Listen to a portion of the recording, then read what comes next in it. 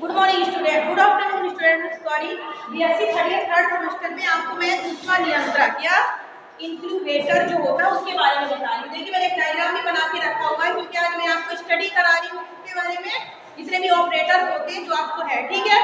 तो इंक्यूबेटर या ऊष्मा नियंत्रक जो होता है, सबसे पहले इंट्रोडक्शन, ओके। इंट्रोडक्शन जो होता है, तो इंट्रोडक्शन में सबसे पहले हम बताएंगे कि प्राचीनतम ऊष्मा नियंत्रक जो होते थे इजिप्टियन या चाइना में वैज्ञानिकों ने डिजाइन किए थे, ठीक है। 1750 के दौरान इन्हें एंटेलाइन कॉलब्रेट के द्वारा बनाया गया था, ठीक है। थर्मामीटर नियंत्रक भी कहलाते हैं। इन्हें पॉलिट्री ऊष्मा नियंत्रक भी डिजाइन किया था, पॉलिट्री ऊष्मा नियंत्रक भी डिजाइन किए गए थे। प्रयोगशाला में ऊष्मा नियंत्रक हेतु वैज्ञानिकों को प्रेरित किया गया कि प्रयोगशाला में ऊष्मा नियंत्रक या इंक्यूबेटर का उपयोग करना चाहिए, ठीक है। ताप के अतिरिक्त ऊष्मा नियंत्रक द्वारा नमी, ऑक्सीजन, कार्बन डाइऑक्साइड को भी ये नियंत्रित करता है। यानी तापमान के अलावा ये क्या करते हैं, ऑक्सीजन को, कार्बन डाइऑक्साइड को, नमी वगैरह को भी ये नियंत्रित करता है, ठीक है। साथ ही आपको ये चीज बता दूं कि ऊष्मा नियंत्रक डिजाइन जो किया जाता है, ये जीवाणु ऊष्मा नियंत्रक होता है, बीओडी ऊष्मा नियंत्रक होता है और सीओडी ऊष्मा नियंत्रक होता है, ठीक है। ऊष्मा नियंत्रक की डिजाइन जो होती है 3 प्रकार की होती है, आप याद रखना। ऊष्मा नियंत्रक की डिजाइन 3 प्रकार की होती है, बायोकेमिकल इंक्यूबेटर, बीओडी इंक्यूबेटर और सीओडी इंक्यूबेटर, ठीक है। तो पहला जीवाणु ऊष्मा नियंत्रक जो होता है, जीवाणु ऊष्मा नियंत्रक का जीवाणु संवर्धन हेतु या जीवाणुओं के कल्चर के लिए जो उपयोग किया जाता है उसको हम क्या कहते हैं, जीवाणु ऊष्मा नियंत्रक कहा जाता है, ठीक है। ये ले लो बेटा, इससे जब तक देख लो, ठीक है। जीवाणु ऊष्मा नियंत्रक कहलाता है। इसके बाद आप देखोगे कि एक दोहरी भित्ति वाला रोधक कक्ष होता है, क्या कहलाता है, दोहरी भित्ति वाला रोधक कक्ष होता है। देखिए दोहरी भित्ति में पाई जाती है, रोधक कक्ष कहलाता है। इसमें एक पारदर्शी कांच की खिड़की होती है, ये देखिए ये विंडो है, ये देखिए पारदर्शी कांच की एक खिड़की होती है। साथ ही दरवाजा होता है जो दोहरी धाप का, ये दरवाजा, ये देखिए डोर भी बना रखा हुआ है मैंने, जो कि ये दोहरी धाप का बना हुआ होता है, अंदर की ओर होता है। इसके बाद हीटिंग एलिमेंट, इसमें विद्युत आवश्यकता होती है। हीटिंग एलिमेंट जो होते हैं इसमें क्या विद्युत की आवश्यकता पड़ती है, यानी करंट की आवश्यकता पड़ती है। इसके बाद होता है थर्मोस्टेटस। देखो थर्मोस्टेटस जो कहलाता है अंदर का ताप का नियंत्रण कहता है। इसमें 37 सेल्सियस तापमान की आवश्यकता होती है, याद रखना, क्योंकि 37 सेल्सियस ताप की आवश्यकता होती है। कब, जब जीवाणुओं का क्या किया जाता है, जीवाणु संवर्धन भली प्रकार से किया जा सकता है। थर्मोस्टेटिक जो होता है, जिसको क्या कहेंगे अपन, इसमें कक्षक में ताप नियमक जिसको कहते हैं, 37 सेंटीग्रेड तक ताप होगा तब जीवाणुओं का संवर्धन होता है, ठीक है। तथा इस नियंत्रक में एकांतर क्रम में हीटिंग तथा नॉन हीटिंग चक्र होते हैं। देखो इसमें हीटिंग और नॉन हीटिंग दोनों प्रकार के क्या पाए जाते हैं, इसमें चक्र पाए। ताप नियंत्रक विद्युत करंट द्वारा ताप उत्पादन में विद्युत करंट पास किया जाता है और ताप नियंत्रक किया जाता है। एलिमेंट से होकर विद्युत धारा प्रवाहित होती है और जो फिर ये हीट होने लगता है। संकेतक इसमें इंडिकेट लगे हुए थे जो मुख्य रूप से सुई चालक होते हैं, मतलब जैसे हीट होगा उसके बाद ये स्वयं ऑटोमेटिक बंद हो जाता है।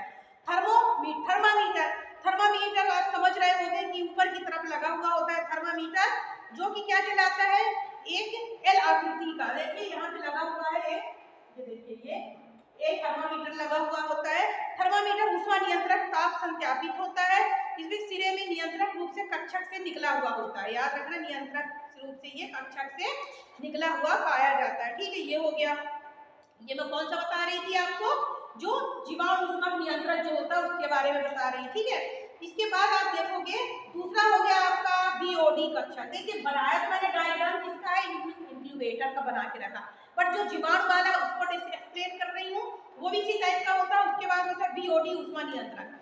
देखिए जो बीओडी ऊष्मा नियंत्रक जो होता है, और एक चीज और बता दूं इसमें, ये फैन के बारे में, मतलब जो फैन लगा हुआ होता है, देखिए इसमें जो फैन लगा हुआ होता है, वायु चक्रण पंखा जो गर्म हवा को लगातार प्रवाहित करता है। जो पंखे का क्या काम होता है, जो गर्म हवा को लगातार क्या करता है, प्रवाहित करने का काम करता है।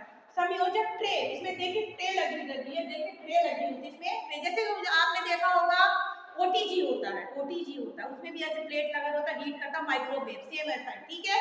फिर इसमें फिल्टर, इसमें फिल्टर और नियंत्रक भी लगे हुए। ऊष्मा नियंत्रक की कार्य प्रणाली क्या होती है, तापमान एलिमेंट धातुओं को गर्म, वायु को गर्म करता है और गर्म करने के बाद किसी भी चीज को अपन ड्राई करते हैं। देखिए इसको हमेशा 37 सेल्सियस पर ताप सेट करना चाहिए। इसका ताप कितने में सेट करना चाहिए, 37 सेल्सियस पर ताप इसका सेट होना चाहिए। नियंत्रक चालू करके देख लेना चाहिए कि लाइटें कार्य कर रही है कि नहीं, ठीक है।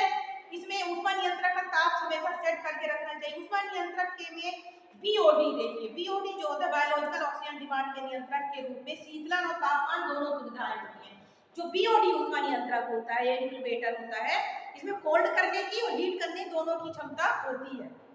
बीओडी ऊष्मा नियंत्रक में ताप 10 से लेकर 20 सेल्सियस तक रहता है, ये भी याद रखना, ठीक है। इसमें CO2 ऊष्मा नियंत्रक मतलब CO2 गैस ऊष्मा नियंत्रक जिसको कहते हैं, उसको कहेंगे हम CO2 कार्बन डाइऑक्साइड ऊष्मा नियंत्रक जो होता है, इसमें pH सही रहता है, इसमें 5 से 10 तक इसको टेम्परेचर रखा जाता है, ठीक है।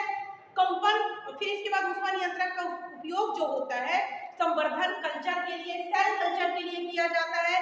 साथ ही इसका उपयोग हिमेटोलॉजी में, बायोकेमिकल आदि अध्ययन में बीओडी नियंत्रक का हिमेटोलॉजी वगैरह जो ह्यूमन क्रिस्टल वगैरह जो बनाए जाते हैं ना, उसके लिए किया जाता है। बायोलॉजिकल वगैरह में इसका उपयोग किया जाता है, ठीक है। इसके बाद आप देखोगे कि इसकी सावधानियां जो होती है कि ऊष्मा नियंत्रक आद्र नम स्थान पर नहीं रखना चाहिए इंक्यूबेटर को। अब ये ठीक है, इसको एक सीधे स्थान पर, प्लेन स्थान पर रखना चाहिए। ऊष्मा कल्चर करते समय और ग्लव्स पहन कर रखना। हाथ जैसे अपन ओटीजी या माइक्रोवेव का यूज करते हैं तो दस्ताने पहनना चाहिए। तो एक डायग्राम के अकॉर्डिंग आपको देख रहा है कि आउटसाइड डोर कहलाता है, गांठ लगी हुई है, ये देखिए प्लेटें लगी हुई है, ये फैन कहलाता है, ठीक है। थर्मोमीटर लगा हुआ है, ठीक है। हीटिंग, ये देखिए हीटिंग जो होता है इंक्यूबेटर, और दूसरा जो होता है इसका आप देखिए पावर इंक्यूबेटर होता है, मेन स्विच ये लगा हुआ होता है। जो मैंने आज आपको ये बताया ऊष्मा नियंत्रक के बारे में, ऊष्मा नियंत्रक के बारे में साथ साथ ये भी बताया कि 3 प्रकार का जो होता है, तो 3 प्रकार के जीवाणु ऊष्मा नियंत्रक है, जो इसको बताया मैंने, बीओडी ऊष्मा नियंत्रक होता है, साथ सीओडी ऊष्मा नियंत्रक। तो ये 3 प्रकार का इसी के अंतर्गत आता है। तो ये इंक्यूबेटर का चित्र एग्जाम यदि पूछता है तो आप ये प्रैक्टिकल से रिलेटेड और थ्योरी दोनों में स्टूडेंट। Thank you.